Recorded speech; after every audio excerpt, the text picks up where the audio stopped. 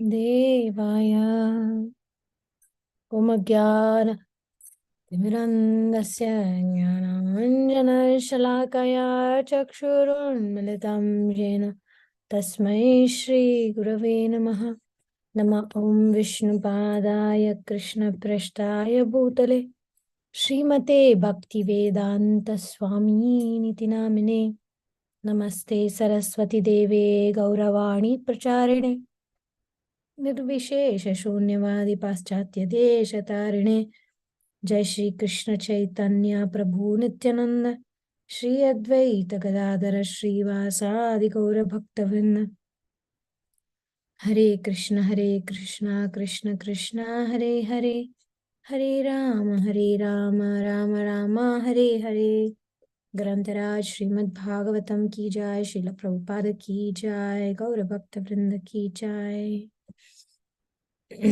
So now we are seeing the conclusion of Narad Muni's conversation with King Prachinabhari. He's taken Prachinabhari to a great extent of realization. And now Prachinabhari is coming to a point of realization. So it's very relevant for all of us. Sometimes we're attached to something, we're clinging on to something due to fear, due to ignorance. There comes a time when we need to let go. So that's the time for Prachinabhari. He is saying,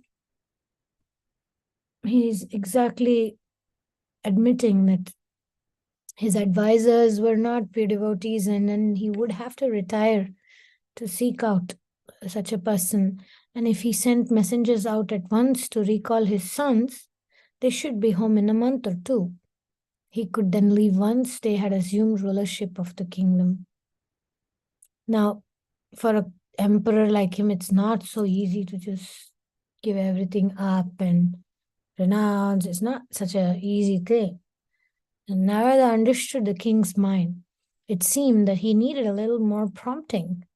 If he stayed longer, he could so easily forget everything and again become entangled. The sage said, "O best of men, I have answered all your questions you asked.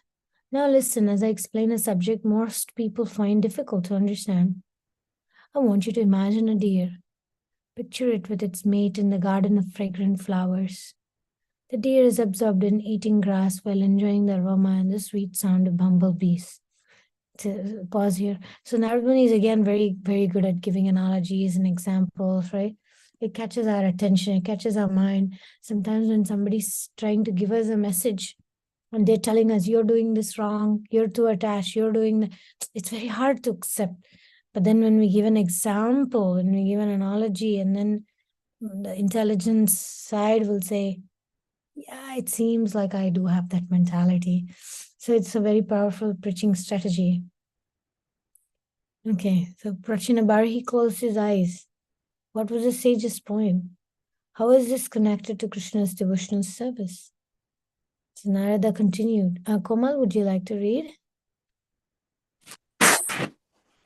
Narada continued. Now try to understand the deer's actual situation. In the bushes nearby, there is a hungry tiger. In the other direction is a hunter aiming his sharp arrows at the deer. Can you see how its death is imminent? Prachinbari opened his eyes. Of course, but what has this to do with me? You are the deer, O king. You are the fragrant flowers, attractive when they are young, but no longer so when they grow old. Your wife satisfies your tongue by offering you palatable dishes, and at night she satisfies you with sexual pleasure. As the deer is attached to enjoying in the flower garden, you are addicted to enjoying the company of your wife. You feel yourself happy in family life. You feel great pleasure hearing the talks of your wife and children, just as the deer enjoys the sweet humming of bumblebees collecting honey from flower to flower. Narada paused for a moment, then in a somber voice he said, like the deer, you forget that before you stands time snatching away your lifespan with the passing of each day and night, and you are unmindful of death which stalks you from behind. Exactly like that deer, you are in a precarious situation. You may die at any moment. A bead of sweat ran down Prachinbari's brow. It was true. He had already had a few close calls in battles and been out hunting. Now he was near the end of his life. It was just a question of time. The sage said, "Think carefully about the deer's example. He was enjoying himself in the fragrant flower garden filled with the humming of bees, oblivious to his immediate danger. Meditate on this deeply. See Komal, how Komal, there is some heavy disturbance in the mic.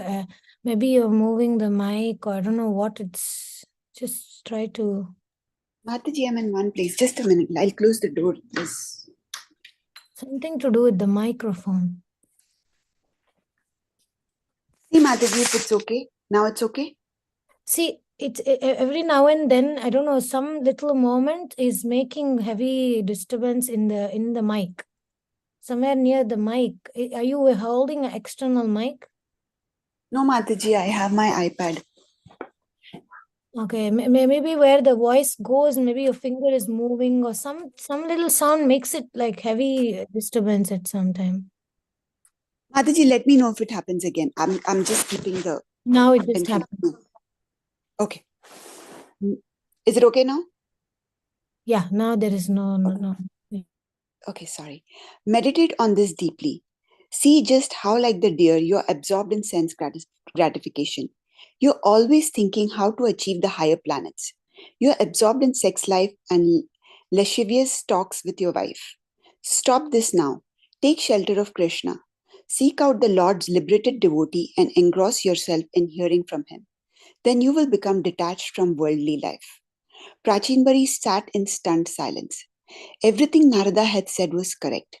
He was infatuated by sex pleasure even after so many years of indulgence. The court Brahmins had never discouraged his enjoyment. In fact, they had encouraged his passions with promises of heavenly pleasure. He looked up at Narada. "My dear Brahmin, I can only conclude that my so called spiritual teachers who instructed me to perform ritual sacrifice for material gain do not know the truths you have taught me. Otherwise, why did they not instruct me correctly? They actually confused my intelligence by telling me that bhakti is not possible, that one cannot establish an eternal loving relationship with Krishna. They also told me that material detachment is unattainable. Hence, I was attached to ritual sacrifice for worldly gain. I realized that even great sages who have controlled their senses can be perplexed about life's purpose, which I now understand is not sense gratification. You have removed all my confusions about these matters, but I have other doubts.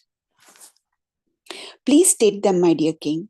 Prachin Bari said, "We suffer or enjoy in our next body the results of acts performed in this one. This is confirmed by all Vedic scholars, but I do not understand why. My previous body and identity are no more. Why should the suffering or enjoyment of one persona carry over to another? How can I even know what I did in a long past previous life?" "These are very good questions," said Narada. "In answer to your first, the conditioned soul has both a subtle and gross material body. The impetus to enjoy comes from the subtle body, comprising mind, intelligence, and false ego.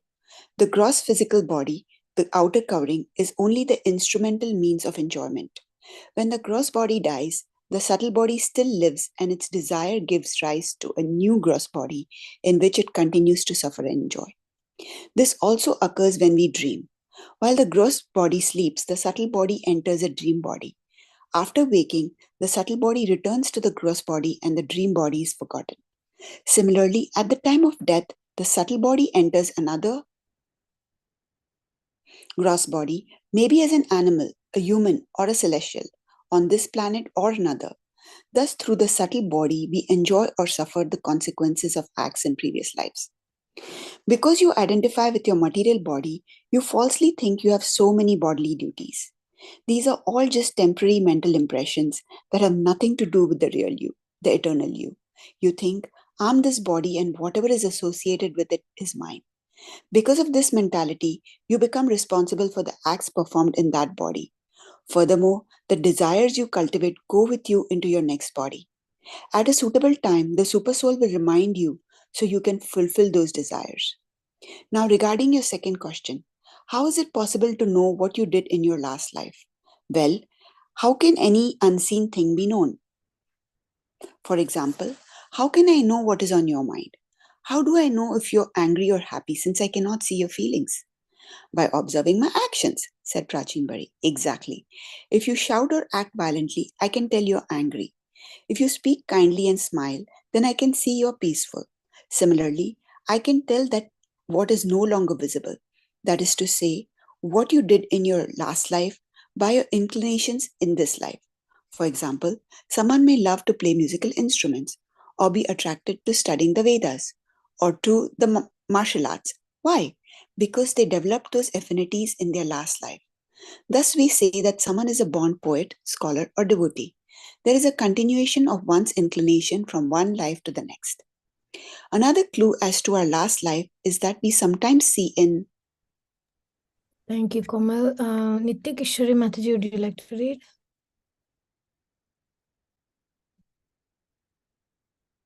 Are you able to read? Hare Krishna Mataji. I have to look for my specs, Mataji. Without it, I can't read. No problem. Maybe I can read a little bit and then. You want to find your specs or? Yeah, I'll find it, Mataji. Though, Okay, meanwhile, you can I'll- read something, then I'll continue. Another clue as to our last life is that we sometimes see in dreams things we have no experience of in this life. For example, you may dream you're flying. This means that in a previous life you were a celestial. There's a stockpile of such impressions buried in our minds, and sometimes they manifest in dreams.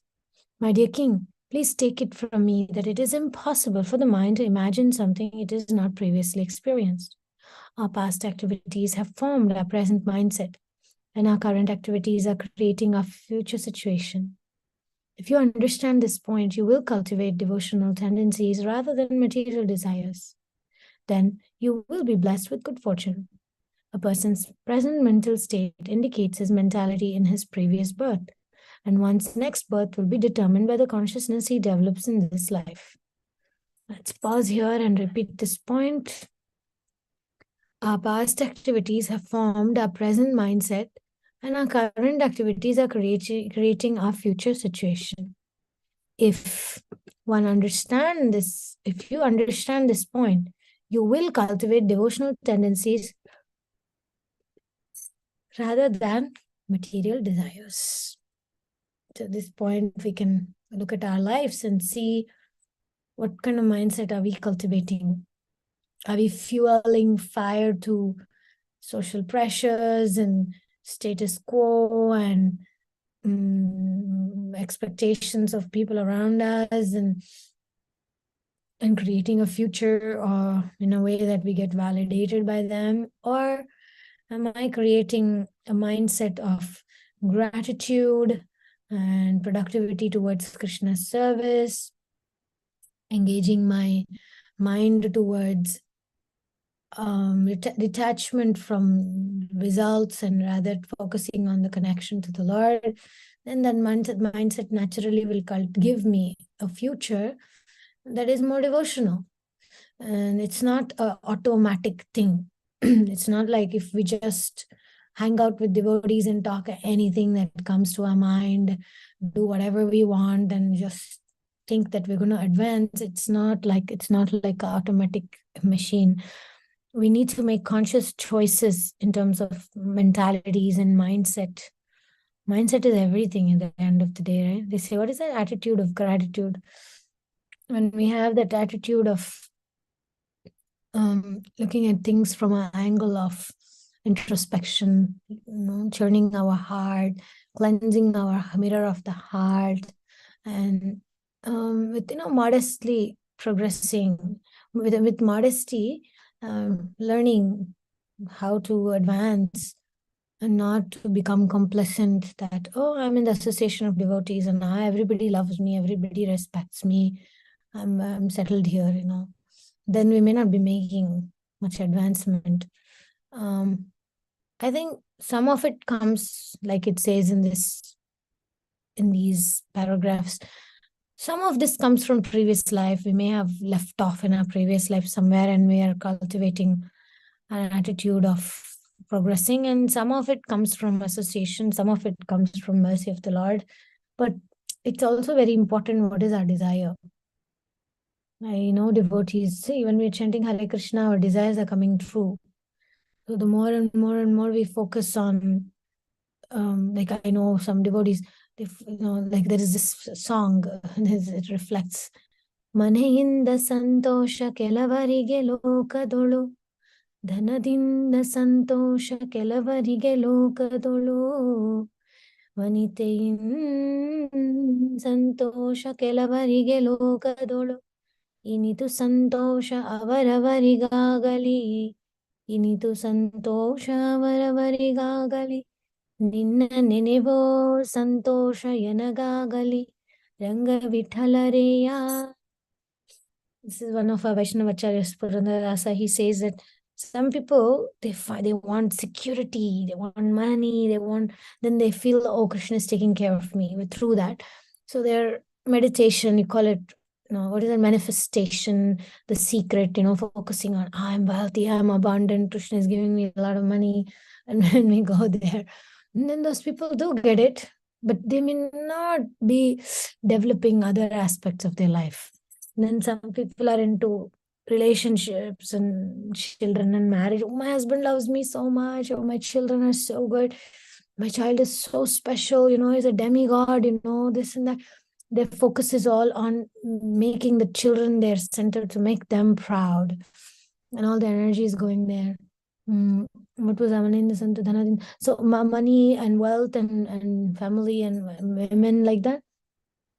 Initu santosha avaravarigagali. So let everybody find their own happiness, but let me find my happiness by remembering the lotus, your lotus feet, my dear Krishna, my dear Ranga Vithala. So that's the thing. Again, right? There's association and there's association. Are we developing eagerness to serve Krishna in the association? Oh, then it's beneficial. Are we developing more? Are we watering watering our false ego more and more in the guise of devotional service? Because devotional service can be performed in Rajas, Sattva, and Tamas. There is this thing I remember that one time there was a truth and lie. They were both there, and then lie was in a well. It fell in the well, and he tried to convince the truth also to jump in.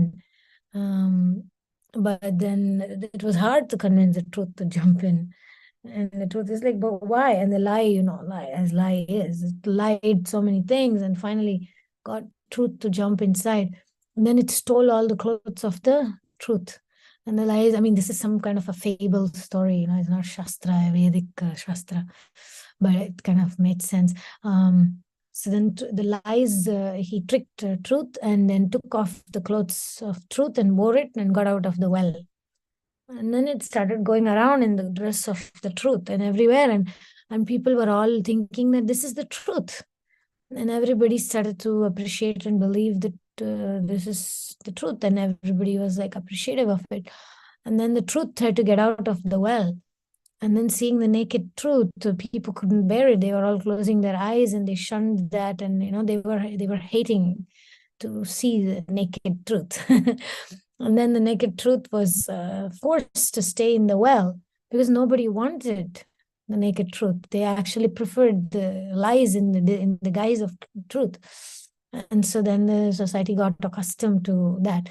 So I was thinking how, Nityakishori, when you were also presenting in your talk, there are so many naked truths about our spiritual advancement, about our intentions, about our actual anartha nivritti, status of our anartha nivritti. And most of the time we avoid and deny to look at the naked truth, right?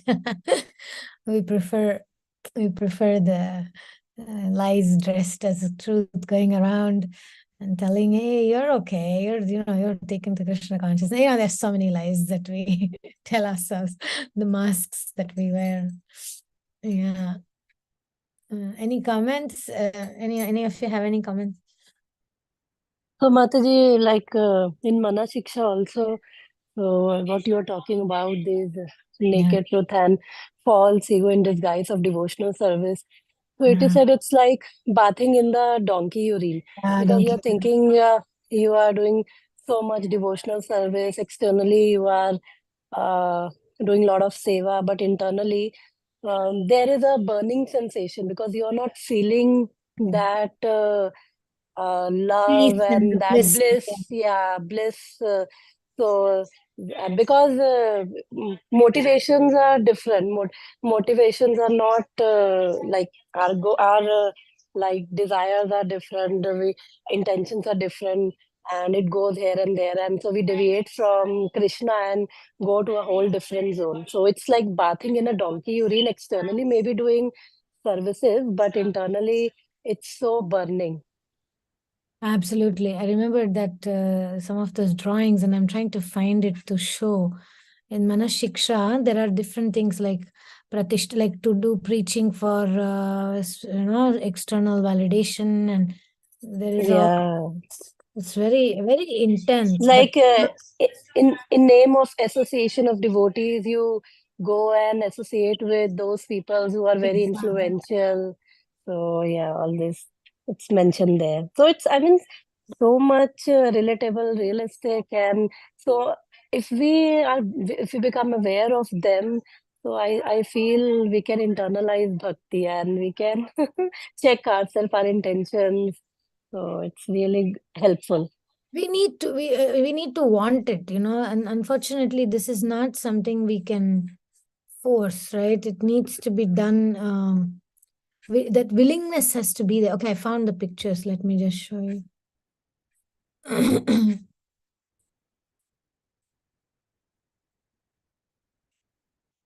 I found two pictures. I think it's the same. Let's see.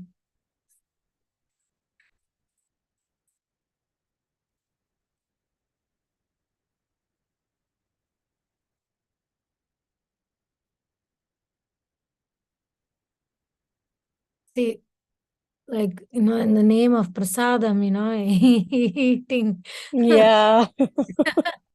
I'm only eating prasadam, but then, the whole focus is on prasadam. Okay, that person may get a lot of food to eat, but like you said, the burning of the donkey urine, the person may get ill health. And of course, we know overeating causes us so many other problems. And here, this one, what you just said, right? She's trying to associate with some worldly minded people in the name Yeah. in the name of preaching, and actually there's a burning sensation. She's trying to put herself in the center. She's not putting Krishna in the center. It's about her. She's trying to impress them about herself. So that's like bathing in the urine of the donkey. Yeah. Yes. And and this one also, right? She's seeking the enjoyment. Oh, material things. She's seeking again for herself, right? She wants whatever it is, jewelry and expensive clothing. What is it called? Branded clothes. Yeah, I'm a I remember one devotee used to say, no, devotees should set a good example in the society. We shouldn't look poor. So that was her justification to accumulate branded property. But again, how much satisfaction can we derive from that? We feel that, okay, you may get whatever it is, 20,000 rupees bag or something, but then you're not satisfied with that one bag, right? You want a collection. So that donkey urine aspect of the burning is there. It's not like one bag you buy, the burning goes down. It's a how do you say? It's like a black hole. No, you'll want more and more and more and more. That's what is the burning sensation.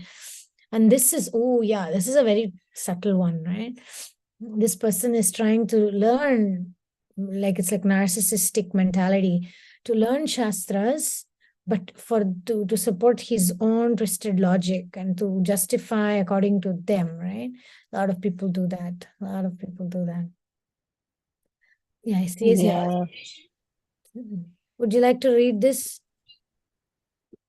Yes, Mataji, I can now read. Seems like when I try to click to goes away. Okay. This one, you want to read this one, Ishta devotee? Okay. A Swanishta devotee may exhibit hypocrisy by seeking sense enjoyment instead of pleasing the Lord, serving rich materialists instead of Vaishnavas, desiring to accumulate wealth and opulence, or engaging in twisted logic instead of spiritual knowledge. Yeah. I found another one, but it's similar. See, I mean, this is the opposite of the meaning, this is the right example of it. Like, he's using the money for Krishna's service, and she's trying to please the Lord. And she's using everything in service of the Lord. There is humility, and they're studying for the Lord Krishna. And so even if he's studying politics, he's doing it in the right mood. Even though he has money, he's using it. Krishna is giving money, and he's using it for Krishna's service. So this is like a good example of. Yeah. I mean, it's heavy, right? When we say Yeah, yes, Mataji, urine, it's true. but that's the naked truth, right? Which nobody wants to see it. And Yeah. it's very graphic because that, as you said, that burning sensation is real. We feel that burning. Yeah. And I think more we are in denial, so more we are away from Krishna, because I don't think so everybody can accept, yes, it's going in my heart, these things are going in my heart. So Right. I mean, it's also mercy. One day, some point, we will realize what, I always ask this question, what are you clinging to? What are you holding on to? Every phase of our life, there is this, in astrology, there is like the third house, the sixth house, and the 11th house transit of Saturn. So whenever the Saturn transits through these houses for an individual, these are like very important years of life. It's like 2 years, 2.5 years time, that we will be given something to cling to. But it very much depends on our intention, our willingness, desire towards what is our motive. Either we are like, some people get attracted, say for example, they are into, say, modeling or something, so they'll be given that modeling opportunities, and then they'll cling to that, and that will help them survive for next 10 years or something. Modeling will become their boat in the ocean, drowning ocean. Somebody else, they were given association of devotees, and we cling to that. Somebody else may be given, like for me, it came like all this online groups and sanghas I started in that time when my last, by the way, this thing doesn't come very often. Saturn's movements are very slow. So maximum 3 times in life it comes. That's it. 3 phases of life. We're given something. Sometimes for people it is marriage or something, children. So they're able to cling to family life. For somebody else, it's some other service or like that. So, depending on what we have clung to, what we are clinging to, all the rest, all this mindset and in the future, everything can be revealed. What are you clinging to? At the end of the day, what do you feel like to cling to? What's your boat? Or it's not necessarily sometimes boat, it's just a log. Sometimes we're holding on to a log. Materialists also have it, devotees also have it, some log, even in devotional service. For some people, as I said, it's a husband, sometimes it's a child, sometimes it's a service, sometimes it's home for them, like home. I know a lady, for her she was given home in that time. She's so attached to home, she's so really clings to home. She also does devotional service, but she'll not go anywhere, she'll be always taking care of home. So like that, very interesting how I can see, so different people find different things to cling to. What are you clinging to? That's the question. Yeah, Nitikishwari, let's read a little bit. yes, Mataji. Prachin Bari said, sometimes I dream of something which does not exist anywhere. For example, once I dreamt that there was an ocean on a mountain, and another time that the ocean was dried up. I even once dreamt of a golden mountain. How could I have experienced such things in any life? These are simply combinations of different experiences, said Narada. You have seen gold and mountains separately. Then in your dream, the mind mixes the two impressions. Throughout your sojourn in material existence, you keep the same mind which records your experiences in each life. These may later appear in various combinations to create strange visions. My Hmm. dear king, the conditioned soul has a huge store of desires in his heart, such as to go to heaven. He is unaware of these ambitions as they remain hidden until an appropriate time. Life after life, he sequentially tries to fulfill his desires. When at last he fixes his mind unwaveringly in meditation on Krishna, then by Krishna's grace, he will see all the objects of his stored desires at once. The example is sometimes given that although the planet Rahu is normally invisible, when it comes close to the moon, it becomes visible in the moon rays. Prachin, Prachin Bhari's eyes widened. What if I desire to go to all heavenly planets? Is it possible to see them all simultaneously? Krishna, Let's yeah, pause there. See, that's okay. Prachinabarhi, right? That's the emperor. That's his mind. That's his samskars. That he thinks big, right? Immediately he's like, is it possible to see all of them simultaneously? Because remember, he was meditating on that higher pleasures, heavenly pleasures. Even the sages in his court, they were actually encouraging him. Yeah, do these sacrifices, and you'll be able to enjoy in heavenly planets. Do this. So his meditation has been so much on that, right? That's why Narad Muni comes and saves him. Please continue. Krishna can make the impossible possible, said Narada. During his earthly pastimes, his mother Yashoda asked him to open his mouth so she can see if he has eaten all. When she looks into his mouth, she sees the entire cosmic manifestation present there. So when Krishna wants to show his devotee all the places he has ever desired, he can do so. Since the unalloyed devotee will not take another material body and any residual desires he has are fulfilled in dreams. Mm. Wow. Wow. Krishna is so wonderful, exclaimed the king. But I have another doubt. I understand how I remain the same person throughout the changes of gross body because my subtle body transmigrates. Why, though, when the subtle body is released from the gross body at death, is the soul not liberated? At that point, he cannot act within material nature as he has no material senses. Narada replied, as long as the subtle body exists, the sense of identifying with matter and the desire to enjoy material, sorry, I'll read again. As long as the subtle body exists, the sense of identifying with matter and the desire to enjoy material objects exists. Mm. When did this begin? Asked Prachina Bhari. That is impossible to estimate. The king thought for a moment and then said, I understand that as long as the subtle body exists, we remain in material life. Yet there are times when we have no conscious awareness, such as in deep sleep. Does that not mean that the subtle body ceased to exist? Okay, we'll Narada said, pause here okay. for today and we'll continue from here tomorrow.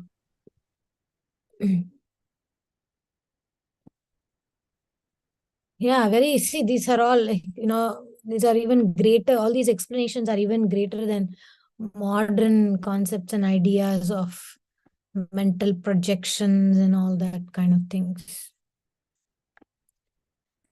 What are the things? Different things are there. Manifestation, mental projection, this thing, the secret, how it works, like that. This is even more powerful because those are all like, you can only achieve temporary things. Even heaven is temporary.